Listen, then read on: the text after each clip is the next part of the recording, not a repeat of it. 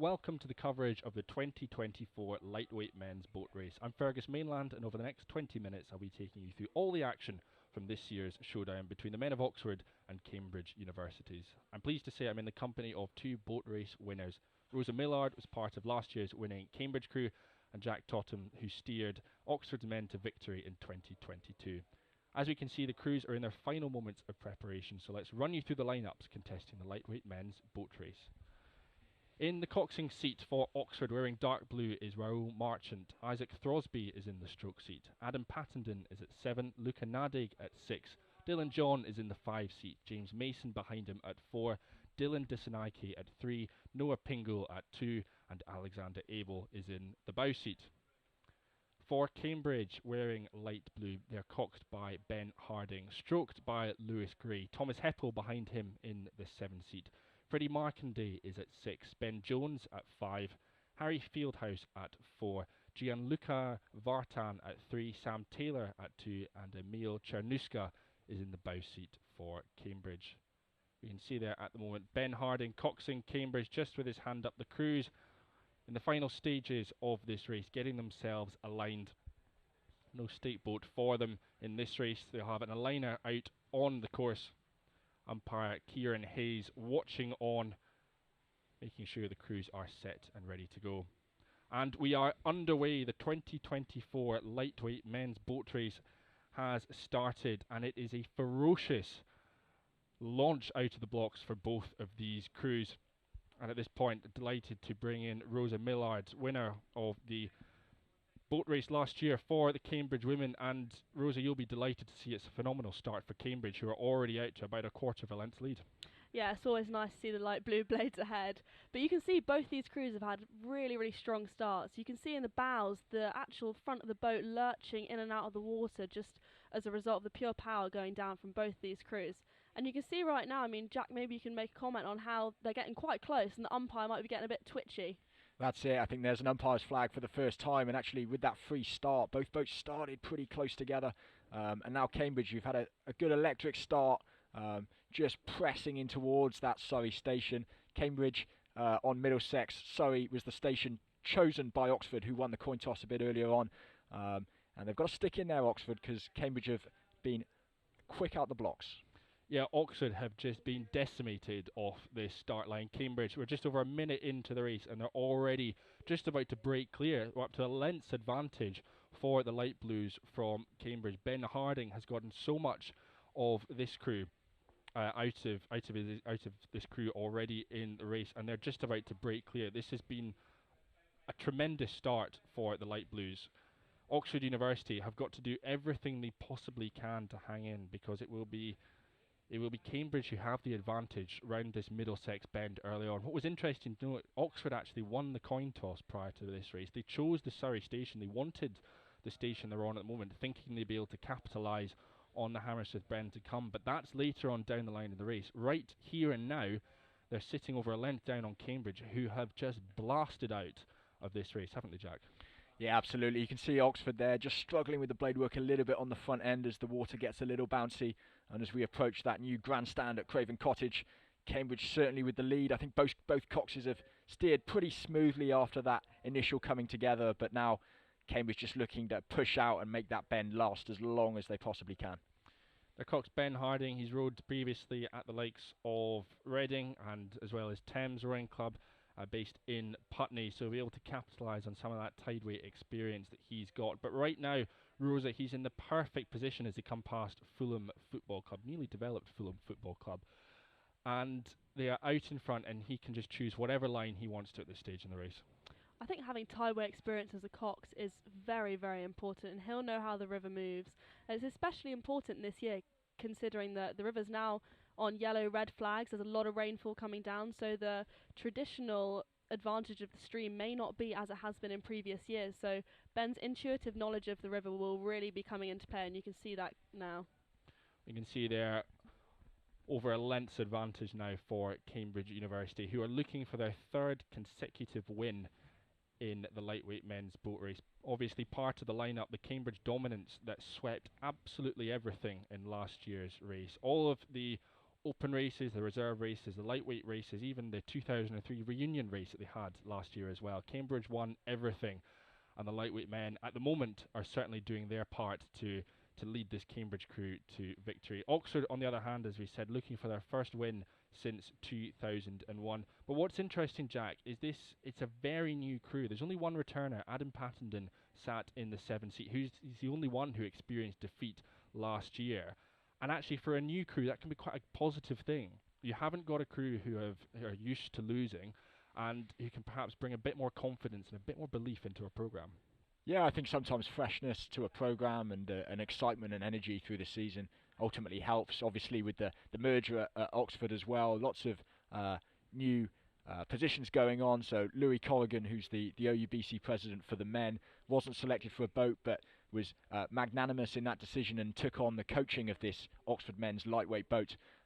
So yes, certainly a freshness to it. The stern pair, or if I call them the stern pair, Stroke and Cox, very much a Cox's view there, but 18 and 19 only, so a young combo leading that boat on, and pretty much line of stern behind here. They know it's a long way to go, but they've got to stay on task here.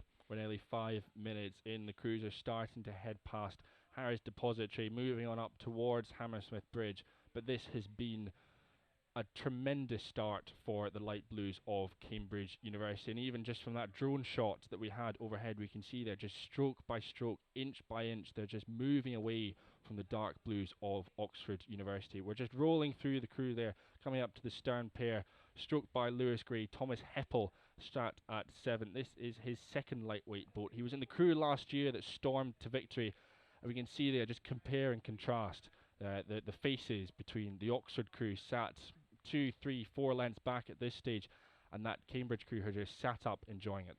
What's interesting here is we've basically switched stations. Cambridge now very tight, almost on that navigation buoy on the Surrey Bend as we approach the Harrods Depository, and Oxford just taking a slightly wider line, perhaps avoiding some of those puddles, but a big gap now developing between the crews. And Rosa, do you think that's some of that tideway experience, some of that experience from just rowing this water with Thames Rowing Club just starting to come into effect? Yeah, absolutely. He'll be, now that Ben's got over a length of clear water, he can move in basically wherever he wants, and he's taken the line that he thinks is fastest, and I mean it's clearly paying off. They're still moving away and they look very clean. In those close-up shots you saw how still their bodies were, how composed they were, and really just how relaxed and long they were rowing, and I think that's a credit to Nick Aycock, who has been coaching them for years, and he's been at Cambridge for years. He's very experienced in the boat race and the programme, and it's clearly paid off in these last 3 years. We touched previously how this Oxford University crew, not many of them experienced the defeat that they had last year at the hands of their opposition from Cambridge, but this light blue crew is made up of 5 winners. They returned from last year's crew, and as well 6 of them have actually raced previously. Freddie Markanday at 6, he also raced in the 2019 lightweight boat race, and they came away with the win on top of Oxford as well. So it's a crew that is full of winners. They're confident in performances of the past, they're confident in this performance here, and right now you're sat up lengths ahead of your opposition coming under Hammersmith Bridge. It's got to feel pretty fantastic, Rosa.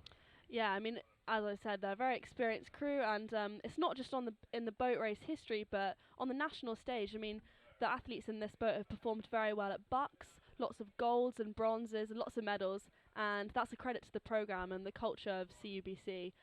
Especially Nick Aycock and the lightweight men. I mean, they are just a really excellent group, and he's got a really good watchful eye on them. Yeah, they're 2 incredibly high caliber crews this year for the lightweight men's boat race. We're about to come underneath Hammersmith Bridge for the Oxford men. The next stop will be passing St Paul's School, where Oxford Cox Royal Merchant and their stroke Isaac Throsby both went and rowed at St Paul's School, both reaching the final of the Princess Elizabeth Challenge Cup in 2023. One of the very best schoolboy crews from the past couple of years coming out of St Paul's. So this stretch of the water here, we can see some of their playing field starting to emerge there. They'll know this water like the back of their hand, having rowed it day in, day out as schoolboys, and at this point they're wanting to capitalise on that.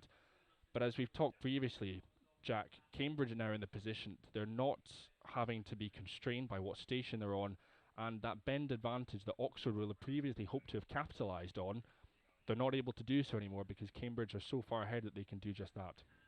That's it, I'm sure. As they move past their former school, Oxford will be, the stern combo will be desperate to keep close and close that gap rather onto the Cambridge crew, urged on by Cox Rahul Marchand. But again, Cambridge looking really tight here, and certainly looking to take some distance out of the course. Whether or not that's the fastest point of the stream, who knows? But at this point, it's looking like a big effort needed from Oxford to get back into it. Yeah, and they'll be looking to some of their talisman in that crew, the likes of Luca Nadig at 6, Swiss champion in the lightweight coxless pair as well. He said his favourite boat race was the men's blue boat from 2022. He said it was a great win, particularly with 2 Swiss athletes on board as well. Jack, I imagine a particular favourite of yours as well. But they'll also be looking to the likes of James Mason in the Nephthys lightweight pair from 2023 as well. And Dylan John again brings some tideway experience, having learned to row at Latimer Upper School that they've just headed past. But the drone shot at the moment shows just the margin that the lightweights that Cambridge have been able to open up over Oxford University, and it looks very much like they're heading towards that 3rd consecutive win, Rosa. Yeah, it's looking good. I mean, the conditions are getting a bit bouncy up here, and anything can happen in these conditions. So water coming over the riggers, it could really slow the boat down, but Cambridge seem to be rising on top of it. And Oxford as well, they're both handling it well. Nice shot of Lewis Gray in the stroke seat, very experienced rower. He just looks so calm and collected.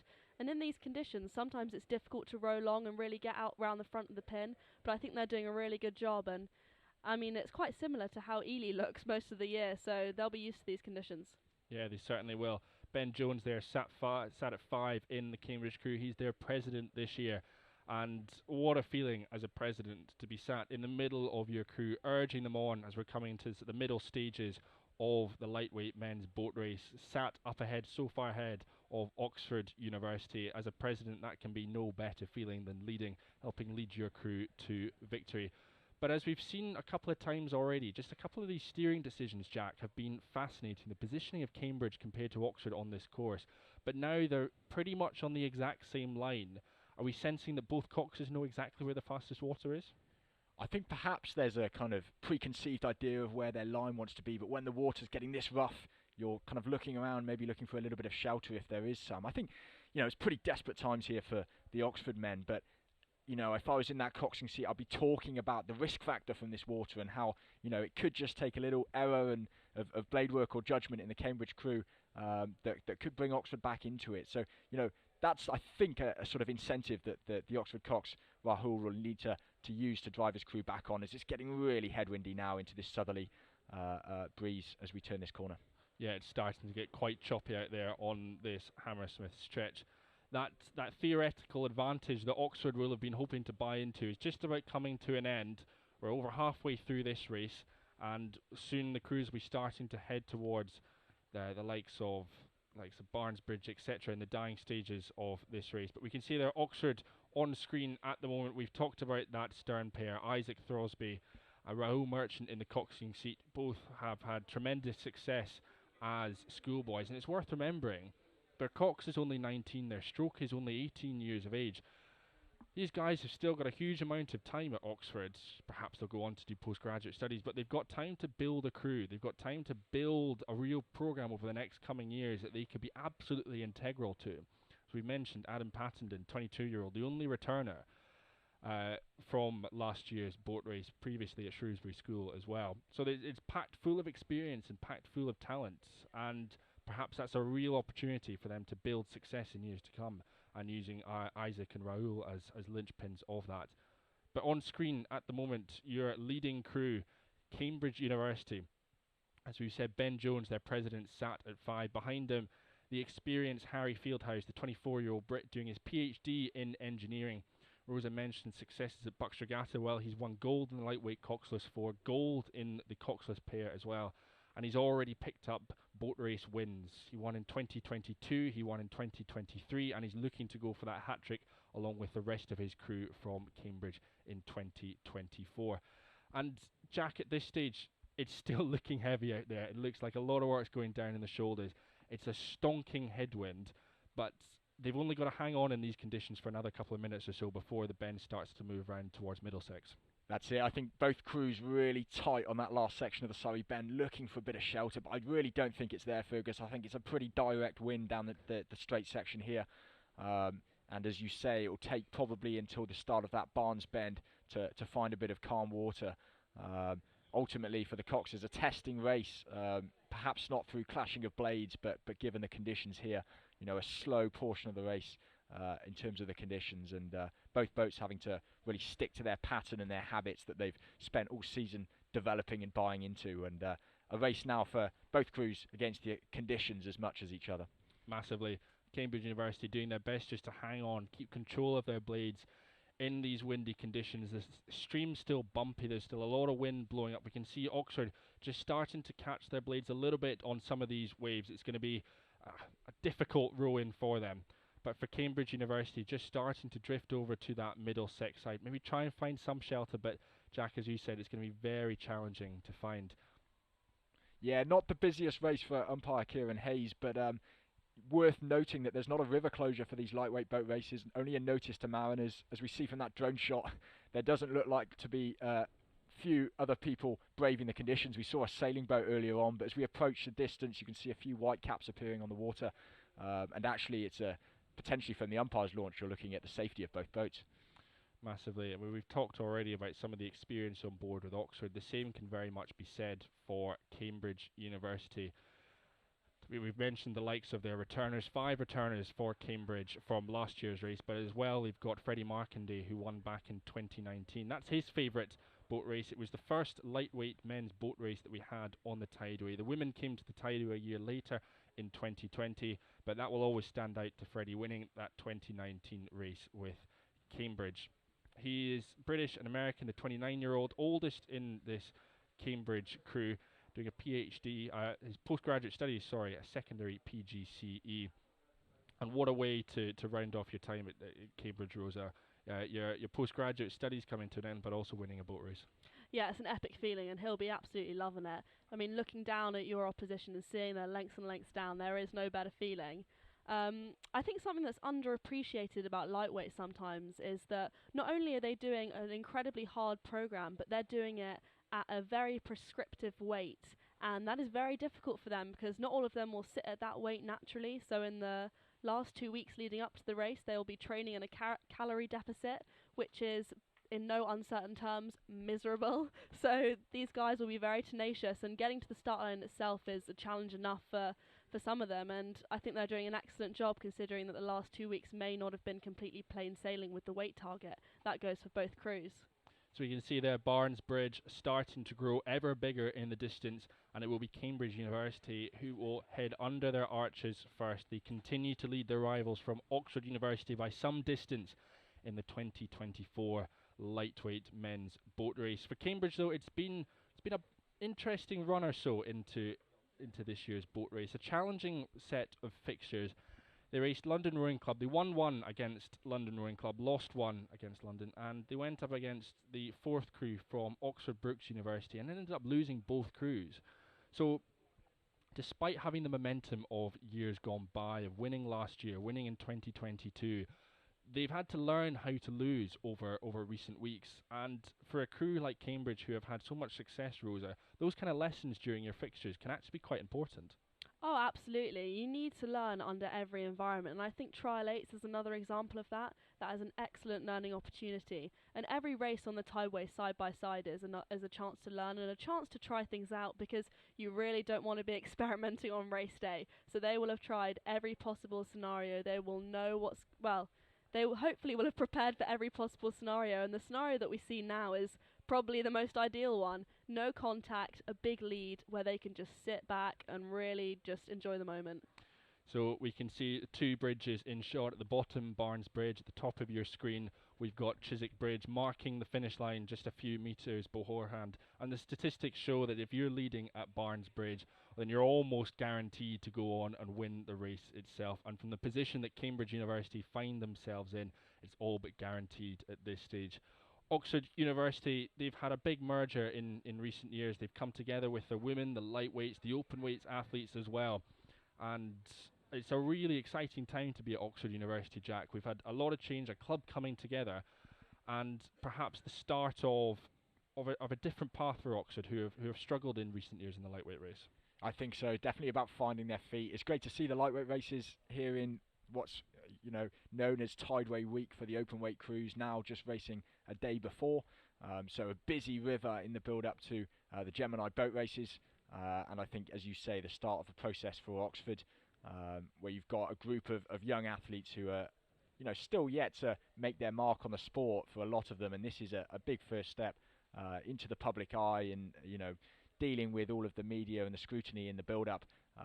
That's huge, invaluable experience for these athletes, and plenty of them across both boats will go on to do greater things in the sport as well.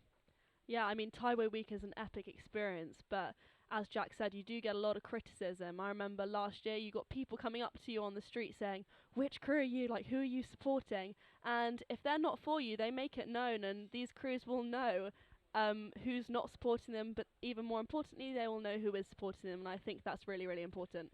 Yeah, absolutely. For me, rivalry's at the heart of sport in general. I think that element of competition is what really drives the boat race and makes it the public spectacle that we know it is, drives the crowds to the banks, and both of these clubs will fuel their season off that intense rivalry, be it defending a win from the year before, or as Oxford will need to do now going into the next season, the lightweights, is drive on and attack to try and turn over the previous year's result. So that rivalry at the heart of it. You can see Oxford there just steering around a navigation buoy as we approach the sort of last minute here. So we're coming into the final stages of the 2024 lightweight men's boat race, and it looks set to be a repeat of the women's race and a repeat of 2023. Cambridge University out in front of their rivals from Oxford, coxed by Ben Harding, stroked by Lewis Gray, Thomas Heppel at 7, Freddie Markanday at 6, Ben Jones, their president, at 5, Harry Fieldhouse at 4, Gianluca Vartan at 3, Sam Taylor in the 2 seat, and Emil Czernuska in the bow seat. And they cross the finish line victorious again in 2024. That is the 3rd consecutive win for Cambridge in the lightweight men's boat race. Scenes of joy, scenes of elation in the Cambridge crew as Oxford come up to the finish line. It's been a demolition from Cambridge in the 2024 men's boat race. High fives all round from the whole crew. You can see there, is Ben Harding going to jump up out of his seat? There he goes. There he goes. Yeah, it's quite a skill, isn't it, to be able to balance in that narrow bit, especially when people are leaning out, jumping side to side, thoroughly celebrating. I don't think I'm ever taking that risk standing up in that coxing seat. Could end badly. A very well-deserved victory for Cambridge. And Rosa, for these Cambridge men, they were in complete control of this race right from the first stroke. Yeah, I think it was for them it will have been the ideal race situation. They led from the start. They developed a really strong rhythm thanks to the like of Tom and Lewis, backed up by that really strong middle pair, Freddie and Ben. Yeah, it was just a really epic display of good rowing. So there we have it. The 2024 lightweight men's boat race goes the way of Cambridge, as it did in 2022 and as it did last year in 2023. For Oxford, it's back to Wallingford and it's back to the drawing board to see what they can come up with for the 2025 campaign. But for now, in 2024, congratulations to the men of Cambridge University, winners of the lightweight men's boat race.